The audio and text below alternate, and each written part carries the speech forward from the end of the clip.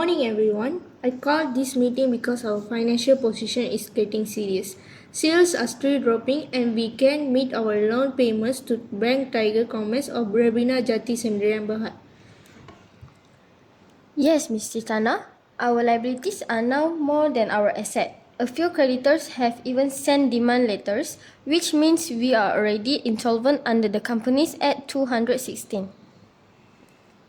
Based on the financial records, we are unable to pay off our debts in full. The company is clearly facing insolvency. Under Section 439, Subsection 1b, if the directors believe the company cannot continue its business due to insolvency, they can propose to wind up voluntarily through a special resolution. Then I think we need to discuss our option carefully whenever it should be a members or creditors voluntarily winding up.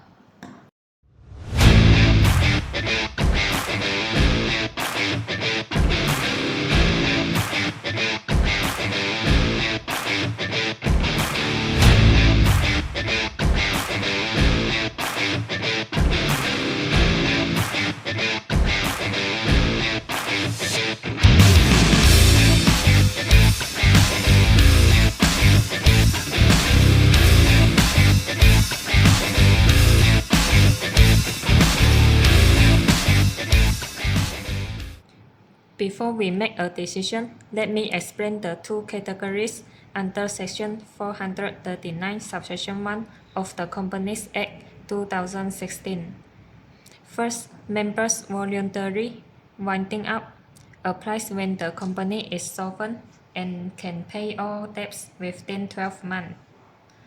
Directors must make a declaration of solvency under Section 443. The process is controlled mainly by members. Second, creditors' voluntary winding up applies when the company is insolvent and unable to pay its debts. Creditors play a major role and can appoint their own liquidator, governed by Section 445 until 456. So since we can't pay our debts, the second one, creditor voluntary winding up, fits our situation.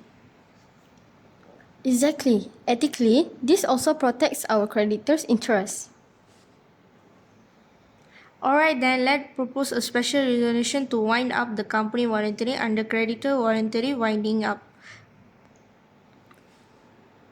Resolution passed. As required by law, it's approved by at least 75% of members. I propose that our accountant, Mr. Saiful, act as the liquidator. Thank you, Mr. Stithana. I will make sure all assets are realized and creditors are treated fairly. And don't forget, under Section 449, Subsection 1, we must hold a creditors meeting within 30 days. Creditors can appoint their own liquidator if they disagree. Understood. Ms. Suraini, please prepare the statement of affairs and send out the notice. Good morning, everyone. This meeting is held under Section 449, Subsection 1 to discuss the voluntary winding up of Kozi Interior Sendirian Berhad. Notice was sent as required under Section 449, Subsection 2 until 4 and published in a local newspaper in both Malay and English. The shareholders have nominated Mr. Saiful as liquidators. However, creditors may nominate someone else. I am Alantan, a licensed insolvency practitioner. After reviewing the company's situation, I believe it's best to have an independent liquidator to avoid any conflict of interest.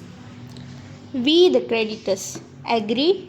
We propose Mr. Alantan as the liquidator instead of Mr. Saiful. Under Section 446, Subsection 1, if members and creditors nominate different liquidators, the creditor's nominee prevails, so Mr. Alan Tan is now officially appointed as the liquidator. This is similar to the case Coca-Cola Refreshment Malaysia Sendirian Berhad versus Legend Capital Sendirian Berhad 2021. where the court held that the creditor's choice of liquidator must be followed when decided by majority value. Thank you, everyone. I will handle the winding up process fairly and transparently.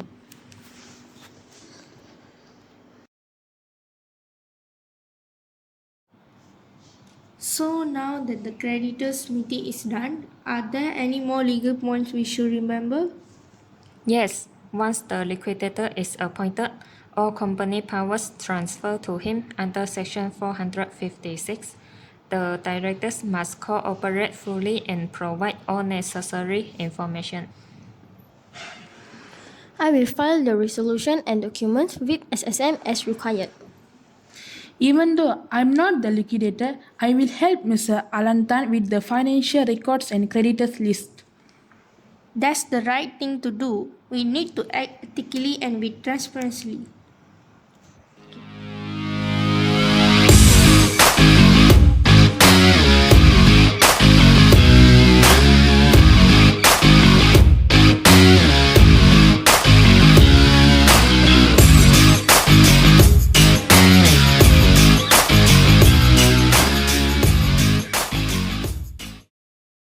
As the appointed liquidator, my duties and powers under Section 456 include taking control of the company's property and records, selling assets and distributing the money to creditors, investigating the company's affair and reporting if there is any misconduct, keeping proper account and reporting to SSM, calling the final meeting of creditor and member before dissolution under 459 to 462.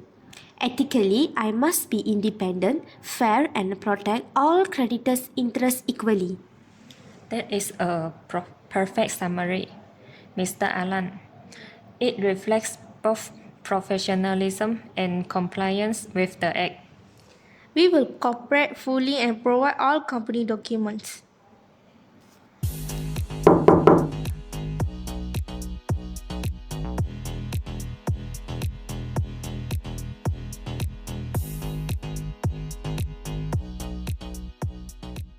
To wrap up, this case of cozy interior syndrome Berhad shows the full process of creditors voluntary winding up under the Companies Act 2016.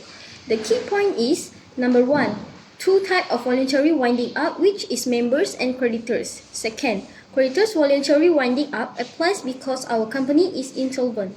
Third is, creditors' right takes priority when appointing a liquidator. Number 4, liquidator duties are listed under Section 456 until 462. The last one is ethics, honesty and professionalism must guide every step. Thank you. Let's make sure our action reflect integrity and respect for your law.